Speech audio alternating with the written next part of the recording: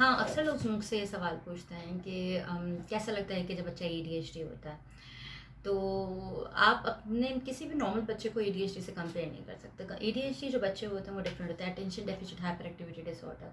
हमारे एक मिसकॉन्सेप्शन पाया जाता है कि जी बहुत ज़्यादा जो हाइपर एक्टिव होगा वही एडीएचडी होगा। It's not compulsory. हमारे यहाँ एडीएचडी के वैसे तो बहुत सारे ग्रुप्स हैं, लेकिन जो मेजर जो दो ग्रुप्स हैं उसमें हम कहा जाता है, हम कहते हैं कि पहला ग्रुप जो है वो एक्टिव एडीएचडी है और दूसरा जो इनएक्टिव एडीएचडी है। इनएक्टिव एडीएचडी जो होता है वो ग्रुप है कि जिसमें बच्चे की अटेंशन तो डाइवर्ट होती है, लेकिन बच्चा बहुत ज़्यादा हाइपर एक्टिव नहीं होता, बहुत ज़्यादा उछल कूद नहीं कर रहा होता, हंगामा नहीं कर रहा होता, उसको वॉइस से इशू नहीं होता। लेकिन जो हाइपर एक्टिव जो एडीएचडी है, जो एक्टिव एडीएचडी है, उसको जो है ना वो हर वक्त 2 मिनट का भी सुकून नहीं होगा, उछलता रहेगा, कूदता रहेगा, यहाँ तबाही मचाना, वहाँ तबाही मचाना, ये फेंक देना, वो फेंक देना, ये गड़बड़ करना, वो गड़बड़ करना, खुद शोर करना और दूसरे के शोर से परेशान होना। तो अक्सर लोग मुझसे सवाल पूछते हैं कि जी उनके जहनों में क्या चल रहा होता है, तो हम उनको कैसे समझ सकते हैं, अपने एडीएचडी के बच्चों को किस तरीके से समझ सकते हैं। तो अगर मैं आपसे कहूँ कि जी मैं आपसे एक काम कह रही हूँ कि जी फॉर एग्जांपल आपका नाम जहरा है, एग्जाम्पल दे रही हूँ, और मैं जहरा से कहूँ कि जी जहरा आपने जाके एक कप चाय बना के लेकर आओ। और जब आप चाय बनाने के लिए खड़ी हो तो मैं कहूँ नहीं नहीं जहरा अभी आपने चाय नहीं बनानी, पहले आपने जाके जो है वो कपड़े उतार के लेकर आना है।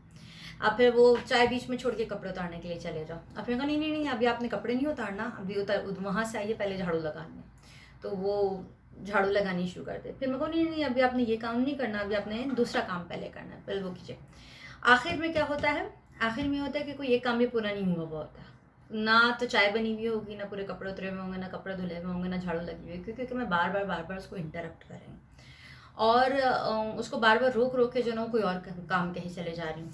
यही बिल्कुल इसी तरीके से जो ना वो एडीएचडी वाले फील करते हैं। उनको ऐसे महसूस होता है कि जब वो कोई काम करना शुरू करते हैं, वो स्पेशली जब वो पढ़ाई करें, तो जब वो पढ़ाई करते हैं, पढ़ाई करते करते एक मक्खी ऊपर से गुजर गई तो उनकी अटेंशन उधर चली गई, वो काम बीच में रह गया, उनकी उनकी अटेंशन दूसरी तरफ चली गई। चलो वहाँ से किसी बच्चे ने कुछ बोल दिया, उनकी अटेंशन उस तरफ चली गई। एक बच्चा हंस दिया क्लास में बैठ के, उनकी अटेंशन उस तरफ चली गई। फिर वो उस बच्चे के अलावा टीचर ने डांट दिया किसी और को, उनकी अटेंशन उस तरफ चली गई। आपको कोई ना कुछ जो है ना वो आपको परेशान करता चला जाता है कि जो आपके काम को इनकम्प्लीट होने देता है। ऐसे बहुत सारे आपने देखे होंगे। बड़े लोग भी मौजूद हैं, क्योंकि ये सिर्फ बच्चों में नहीं, बड़ों में भी पाया जाता है एडीएचडी। और जब बड़ों में ये सारी चीज़ें पाई जाती हैं तो आपको ऐसा लगेगा, आपको बहुत सारे इर्द गिर्द महसूस होंगे ऐसे लोग जो आप जिनके लिए आप खुद ये जुमले कहते हैं कि भाई ये तो हर काम अधूरा छोड़ देता है। भाई वो काम क्यों अधूरा छोड़ता है, हो सकता है उसका रीज़न एक ये हो, या फिर वो कहते हैं कि जी किसी काम में दिल नहीं लगता, दिल लगा के कोई काम नहीं करता, हर काम के लिए जो है ना वो फोकस नहीं है, अटेंशन नहीं है, और दिमाग कहीं और लगा रहता है। इसका रीज़न क्या है, इसका रीज़न भी एडीएचडी हो सकता है। अच्छा, या फिर आप आके कहो कि मेरे पास कि जी मेरा हस्बैंड है लेकिन वो बहुत ज़्यादा जो है ना वो हाइपर है। अच्छा, वो बहुत ज़्यादा हाइपर है, वो मेरे साथ नहीं रहते, उनको सारी अच्छी लगती हैं। देखिए ज़रा, देखने की ज़रूरत है। अच्छा, ये जॉब है, वो बहुत ज़्यादा जॉब्स क्विट करता है, एक को छोड़ देता है, फिर दूसरी की तरफ चला जाता है, फिर दूसरी को छोड़ देता है, तीसरी तरफ चला जाता है।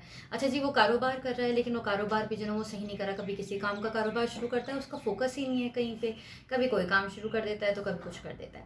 ये सारे जो सिम्टम्स हैं ये आपको एडीएचडी वालों में नज़र आएंगे। उसके अलावा गुस्सा बहुत करता है, उसके अलावा अनऑर्गेनाइज है, अपना अपनी कबर्ड सही रखी हुई है ना, अपना कमरा सही रखा हुआ है ना, अपने शूज़ जगह पे रखे हुए हैं, तो बहुत ज़्यादा अनऑर्गेनाइज है, सही चीज़ें। और हमेशा मतलब वैसे तो सबसे पहले रेडी होता है, लेकिन मतलब सबसे पहले उठ जाता है बच्चा हमारा, सुबह सवेरे उठा हुआ होता है, बहुत एक्टिव होता है, लेकिन जब जाने की बात आती है तो स्कूल जाते हुए वो सबसे उसकी वजह से हम सब लेट हो जाते हैं। ये कंप्लेंट्स बहुत ज़्यादा आती है मेरे पास कि सुबह से उठा हुआ था हमारा बच्चा, तो सबसे पहले से उठा हुआ था, लेकिन जब स्कूल निकलने का टाइम होता कुछ ना कुछ भूल गया, कुछ ना कुछ रह गया, और इसकी वजह से जो है ना वो उसकी वजह से हम लेट हो गए। तो तैयार होने के लिए गया था, हमने उसे कुछ काम कहा था, वो तो कोई और काम में लग गया और उसने हमारी बात नहीं सुनी। वो एक टॉपिक बिल्कुल अलग है। जब हम कहते हैं कि ऑडिटरी प्रोसेसिंग डिसऑर्डर जो होता है, या वो बिल्कुल अलग आ जाता है, वो इसमें शामिल नहीं होता कि आपका बच्चा किन किन रीज़न की वजह से आपकी बात नहीं सुनता। लेकिन ये अगर रीज़न है, जो छोटे छोटे रीज़न्स हैं, तो इसमें प्रोबेबली आपका बच्चा या बड़ा जो है वो एडीएचडी को को फेस कर रहा है। तो अच्छा, बहुत सारे वेज हैं इसके तरीके से जो है ना वो एडीएचडी को डील करने के। मैं पर्सनली तौर पे जो है ना वो मेडिसिन्स को रिकमेंड नहीं करती, लेकिन मेडिसिन्स हैं जो बच्चे को या बड़े के लिए इस्तेमाल की जाती हैं, उनको कूल करने के लिए, उनको काम करने के लिए, ताकि उनका ब्रेन जो है ना वो एक्स्ट्रा उसमें ना चले। लेकिन सबसे मेन चीज़ कब होती है, जब बच्चा जो है ना वो आपका हमारे पास बहुत ज़्यादा इस तरह के बच्चे आते हैं कि जब पेरेंट्स आके जो है ना वो हमसे कहते हैं कि जी हम तो लेके गए थे, साइकियाट्रिस्ट के पास लेके गए थे या न्यूरोलॉजिस्ट के पास लेके गए थे और उन्होंने ये मेडिसिन दे दी और अब तो हमारा बच्चा बिल्कुल ज़ॉम्बीज़ की तरीके से एक्ट कर रहा है, बिल्कुल ज़ॉम्बीज़ के तरीके से। तो भाई आपका बच्चा अगर ज़ॉम्बीज़ के तरीके से एक्ट कर रहा है, पहली चीज़ तो ये कि उसकी डोजेज बहुत ज़्यादा हाई है और उसी डोजेज जो है वो कम करने की ज़रूरत है। दूसरी चीज़ ये कि अब तो ऑल्टरनेट थेरेपीज़ मौजूद हैं, ऑल्टरनेट मेडिसिन थेरेपीज़ मौजूद हैं जो एडीएचडी को जो ना वो बहुत ज़्यादा इम्प्रूव कर सकती हैं। तो वाई गो फॉर मेडिसिन? अगर आपका बच्चा या बड़ा कोई जो ना वो थेरेपीज़ के ज़रिए सही हो सकता है, बेटर हो सकता है, इम्प्रूव कर सकता है, मैनेज कर सकता है, तो आई डोंट रिकमेंड कि जो है ना वो उस हालत में, उस सूरत में जो है ना वो मेडिसिन की तरफ जाया जाए। अच्छा, वो कौन से वेज़ हैं कि जिनकी बेस पे जो है ना वो एडीएचडी इम्प्रूव हो सकता है? अच्छा, एडीएचडी के लिए सबसे मेन चीज़ आपको समझने की ज़रूरत है कि आपके ब्रेन का जो बैक पार्ट होता है ना, जिसे हम कहते हैं सेरेबेलम, तो सेरेबेलम में जो है ना वो मिलियंस ऑफ न्यूरॉन्स जो है ना एक टाइम पे जो है ना वो फ्लड करते हैं और अगर आप उनको जो ना स्टिमुलेट करो तो वो उनको स्टिमुलेशन के बाद जो है ना जो आप एडीएचडी को इम्प्रूव कर सकते हो। दूसरा मेथड क्या है, उसको मैं आपको बताऊंगी आगे चल के कि उनको आप स्टिमुलेट कैसे कर सकते हो। अच्छा, दूसरा वे क्या है? दूसरा वे है कि choose a right life partner. अगर आपने कोई ऐसा लाइफ पार्टनर चूज़ किया है कि जो खुद भी एडीएचडी है या खुद भी हाइपर है, तो आपकी ज़िंदगी इज़ अ मेस। तो ये बहुत इंपॉर्टेंट है कि आप अपने लाइफ पार्टनर को किस तरीके से चूज़ कर रहे हो, आप अपने दोस्तों को किस तरीके से चूज़ कर रहे हो, बहुत इंपॉर्टेंट बात है। अच्छा, ऐसे लोगों के बहुत कम ही दोस्त होते हैं क्योंकि वो लोग खुद बहुत ज़्यादा हाइपर होते हैं, तो अगर उनका दोस्त भी बिल्कुल जो है उनको नहीं समझेगा और इतना ही ज़्यादा हाइपर होगा तो उनके लिए और ज़्यादा मसला हो जाएगा।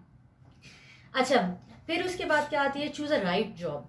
ऐसी तो जॉब नहीं है कि आप एडीएचडी हो, आप एक्टिव एडीएचडी हो, जो जॉब है वो आपकी बहुत ही स्लो है, स्लीपी जॉब है, और या आप इनएक्टिव एडीएचडी हो और आपकी जॉब जो है वो बहुत डिमांडिंग है, या आप कोई ऐसा प्रोफेशन चूज़ कर लो जैसे कि सर्जरी, या कोई ऐसा प्रोफेशन चूज़ कर लो जो कॉन्ट्रडिक्ट करता हो एडीएचडी से, जो जिसमें मसाइल ज़्यादा बढ़ जाते हैं।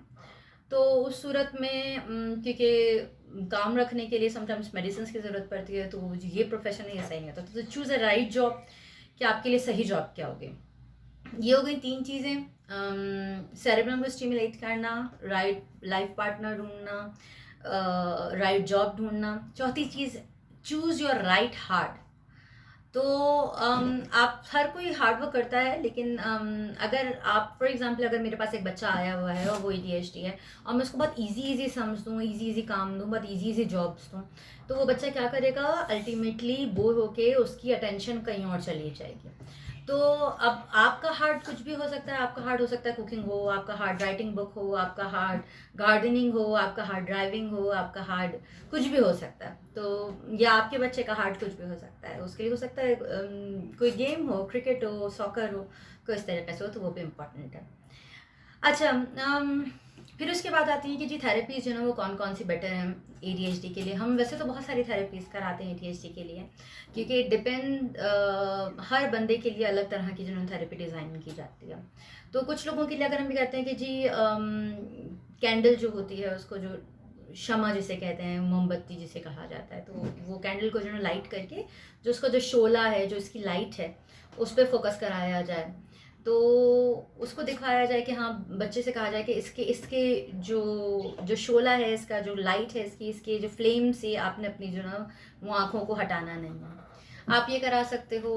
आप उसके अलावा बहुत सारे एक्सरसाइज, आप art is a very good game. अगर आप उनको ये दो कि जी ये फोकस करने में और अपनी अटेंशन को एक जगह लेकर आने में बहुत इम्पॉर्टेंट है।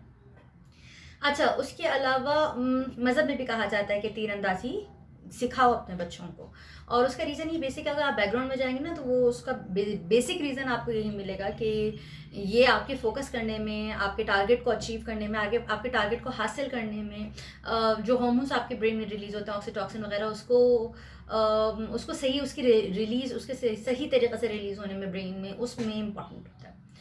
अच्छा, फिर या फिर कुछ भी नहीं है, आप आके मेरे पास कहो कि नहीं जी ना, मैं कैंडल नहीं ले सकती, हाँ मेरा बच्चा तो बहुत ही डेंजरस है, वो ऐसा ना हो कि अपने आप को जला ले, ठीक है।